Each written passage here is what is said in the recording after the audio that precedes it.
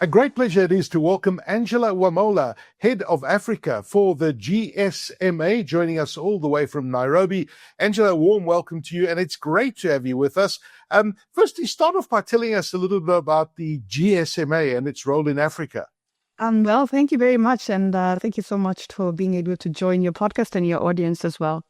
So the GSMA is a global organization that unifies the entire mobile ecosystem as a partner that we can be able to discover, develop, and deliver sort of innovation, which is foundational to positive business environments and societal change.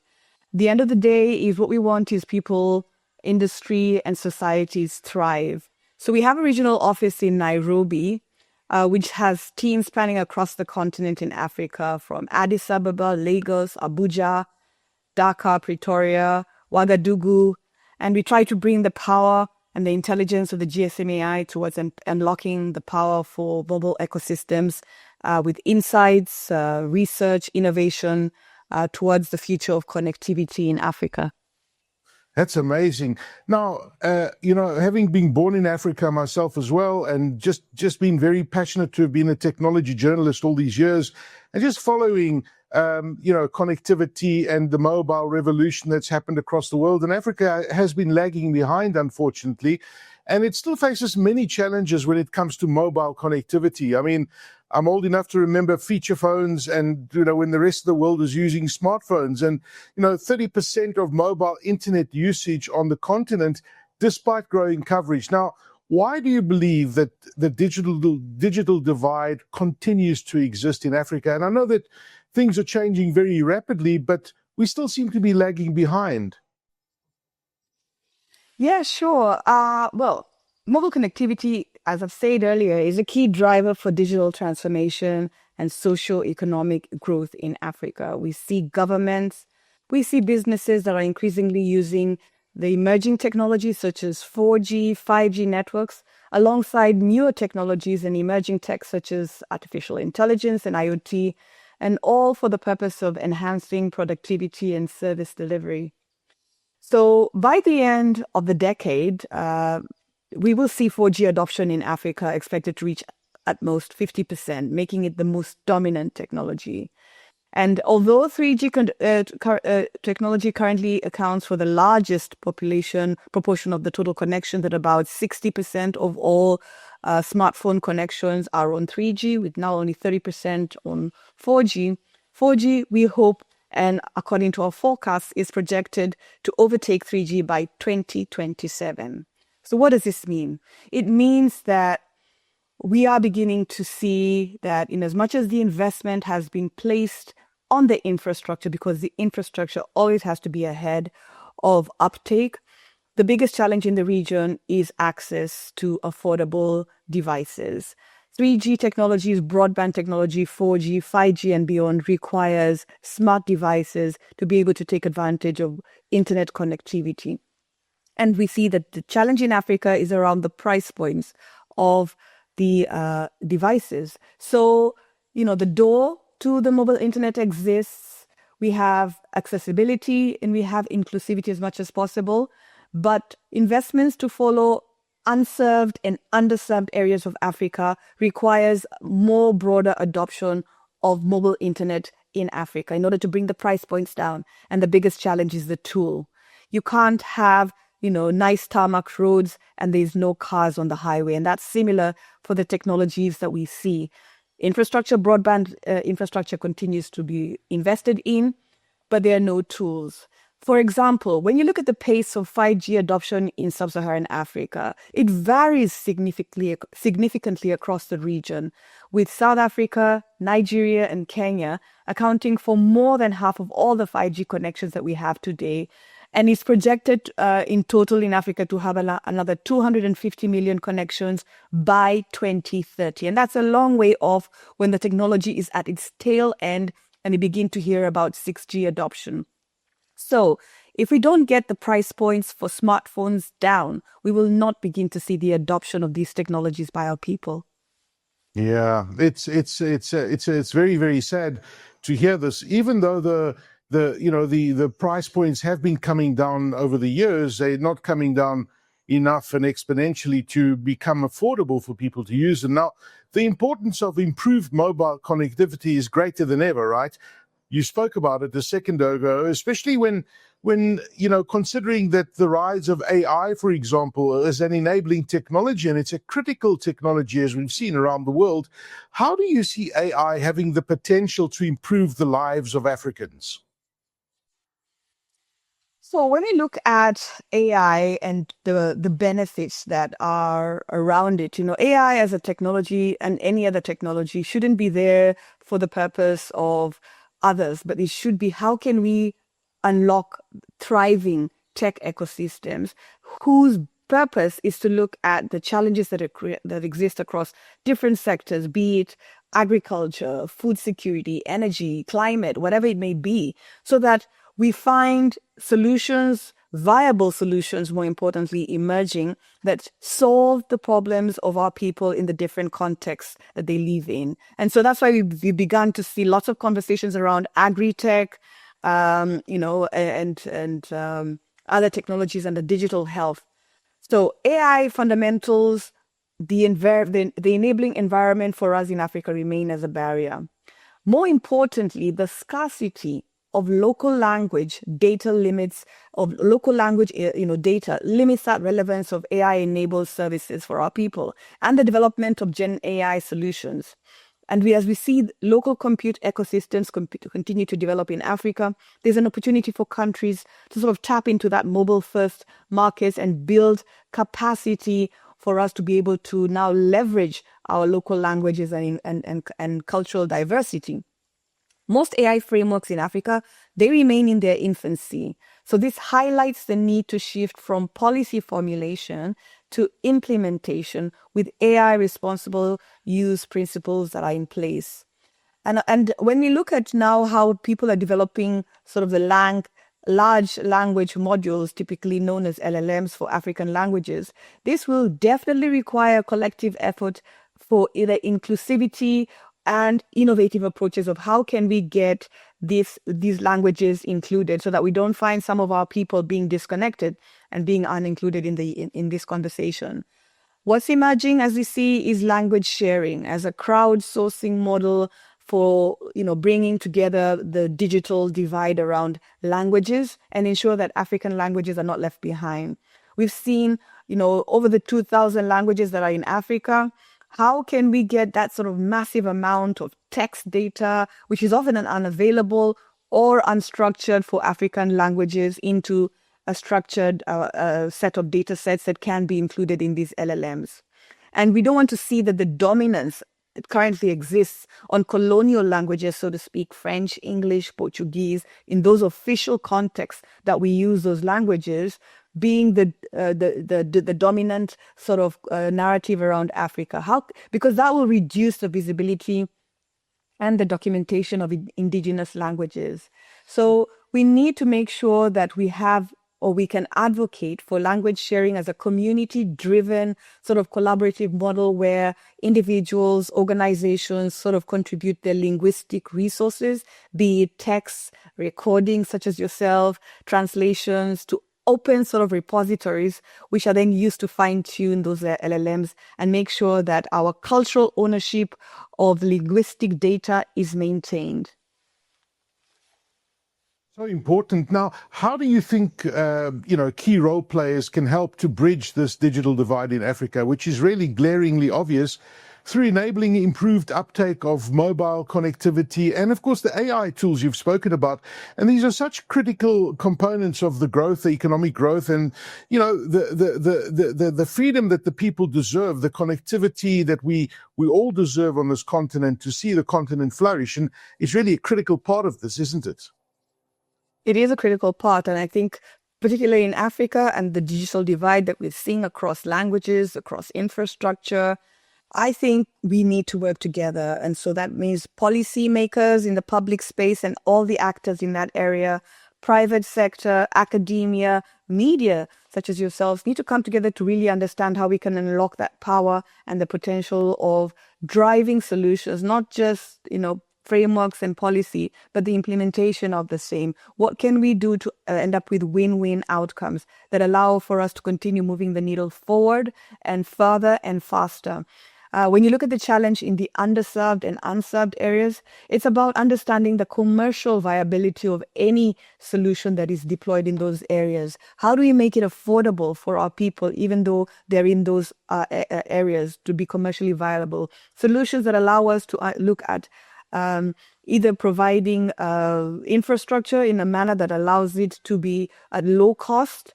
Lots of technologies exist today. We're looking at non-terrestrial sort of networks that are able to provide that sort of wide coverage to low-income households and far-flung, remote areas of our continent. Also looking at policies that look at, in as much as how do we have classification of various inputs to that infrastructure. For example, spectrum. So spectrum for underserved, unserved areas, can it be priced more differently than that is, as a resource in areas that can afford the resource? How do we make sure that taxation also benefits low-income households, so that low-entry devices particularly can be availed to people, so that we remove the costs of either import duties, customs duties, excise duties for people who really just need to have access to the tools. So I think a lot of players can come in, being able to democratize the data, academia being innovative around how we can scale education across the footprint of our young population to have access to these new technologies and ways of accessing knowledge faster. So I believe it's for us to be able to close this digital divide in form of the usage gap, driving the investment gap. We need to come together, all actors across the domains, to be able to put forward solutions that we can work through. Yes, and you're quite right. I mean, you mentioned the partnerships, and that's when it's important. When we talk about these role players you mentioned, they span across both public and private sector. Now, why is it important for governments and businesses to work together to drive these improvements for Africa's digital economy? It cannot be one or the other. We all have to join together to really make this happen. I think the challenges that we see, particularly the macroeconomic challenges that face our continent today, should be seen as an opportunity, right? An opportunity to be able to understand where is the potential still unlocked and how can we tap it. So what do we need to do, so in a nutshell, to grow the pie? The pie has been too small for Africa for a very long time. And so if you see the technology, particularly ICT services, as an enabling technology to allow other sectors to be able to leverage the power of digitalization to unleash productivity and efficiency, we begin to see how we can reduce those economics by leveraging technology. So, for example, look at the space of health. When you look at how costly it is to provide physical infrastructure so that you can have doctors or hospitals in place. But today, in this day and age of AI, we've had like the first AI hospital in China. Those are the possibilities that need to be unlocked. A hospital is able to see 100,000 patients and have the same level of service as you would expect in terms of physical hospitals with physical doctors. I think those are the challenges that we need in Africa to be able to understand. If we can't be able to solve the challenges that come with brick and mortar, how do emerging technologies enhance productivity, reduce the inefficiencies so that everybody has access to the same? And when you start growing that sector, just simply as health, you begin to unlock the amount of contribution that sector would bring to the economy. And so the challenges around affordability and the challenges that governments have in being able to grow their government revenues begin to be solved because the pie is growing. I think that's where we need to see the future and the power of focusing on enabling tech as a solution for all of us to be able to grow the pie. So those reforms that are needed, whether they're fiscal policy reforms or other sorts of frameworks that are needed, can be looked at to understand how do you bring those price points or those cost inputs down to make sure that the technology doesn't cost as much for our people. Fascinating. Angela, what role can future-focused infrastructure like AI-ready data centers, and we know how many of them are popping up all over Africa, play actually in helping Africa maximize the value of cutting-edge and future-focused technological innovations? Because that can also unlock tremendous value, can't it?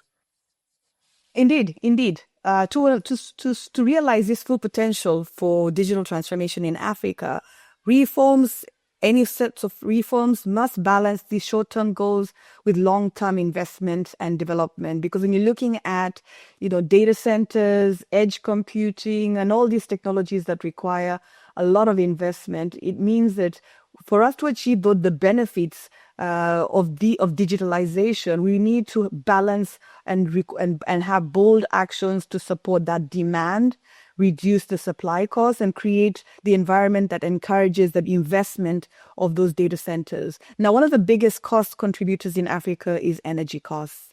If we could lower the energy costs, tapping into the vast potential of our green energy in Africa, this will ensure that the industry remains competitive, can be able to attract investors to build infrastructure in Africa, and sustain that investment to expand the networks, both the mobile networks as well as the sort of core centered networks such as data centers, and support the technological evolution. The result will be an acceleration and a transition to 4G, 5G, AI, and IoT technologies, which have lower operational costs than earlier generations and that are more beneficial to our consumers because they can support the needs that are there: high speeds, low latencies, and those different features of emerging tech. So if we can be able to look at the different policy reforms needed around energy. So one of the key areas that we advocate for as the GSMA is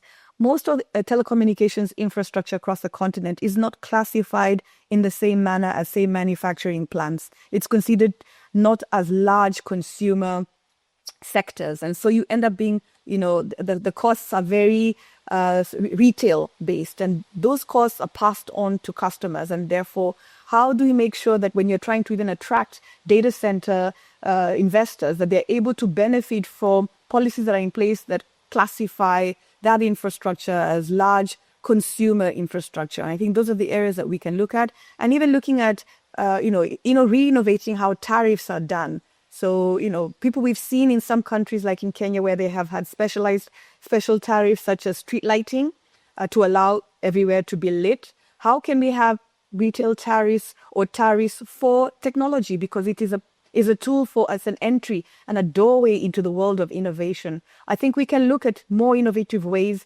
to relook at what's been traditionally done over a very, very long period of time. Very, very interesting. And, we're so unique as a continent to the rest of the world. And we can certainly leapfrog many technologies as well. And we have some distinct advantages that the rest of the world doesn't. Now, South Africa's 2025 G20 presidency is quite interesting because it presents a key opportunity to position Africa's digital future as a key part of the global agenda. How should we take advantage of this particular opportunity? I mean, that's a fantastic opportunity for us as Africa, because if we're able to unleash how the G20 can be a tool for bridging realities, empowering the future, a G20 call for inclusive sort of digital transformation is an imperative. What do I mean by that? When I look at when we're trying to bridge the realities, there is a different view from G20 nations and non-G20 nations, but a critical dialogue that can be placed at the center of the G20 summit must create those pathways to close the digital divide for Africa, because they can begin to understand the realities in our continent that have to take a unique approach and maybe require a more concerted effort across both sides of the world, the global north and the global south. And when we want to look at how we're going to be powering the futures, we must remain forward-looking, future-proofing investments in spite of the challenges that we see today, because the future won't wait for us. The future is here and now. And so those investments that are needed towards 5G advanced, broadband, cybersecurity, and the digital skills in our ecosystems must be put front and center in the conversations to power our future. And then lastly, when I talk about, say, a call for the G20 to have inclusive digital transformation across the continent, emphasis must be placed on inclusion, policy collaboration, harmonization, and shared responsibility. We have to make sure that together as a G20, Africa is placed at the center, and so there is no one left behind as we advance to the end of this decade in the 2030 goals that we have set before us. Oh, a very powerful message indeed. Angela, what is the message you would like to share with both public and private entities regarding the role they can play in Africa's digital future? For me, my message is, and having worked across the continent with different policymakers, regulators in the private sector as well, I think coming together at a national level as well as a regional level, understanding what can be moved first and easily. And I think working towards win-win outcomes is the best place for us to begin to build a future for ourselves. The solutions are within us. We know the solutions that need to be in place. I think we need to stop talking more and start acting more towards making sure that by the time we reach 2030 and 6G era begins, Africa has seen at least half of its population already on 5G. And this requires concerted efforts to accelerate the 2G and 3G population right into 4G and 5G in the shortest time possible in the next 5 years. What a powerful message, Angela Wamola. Thank you so much for joining us for this episode of What's Next. We really appreciate your time.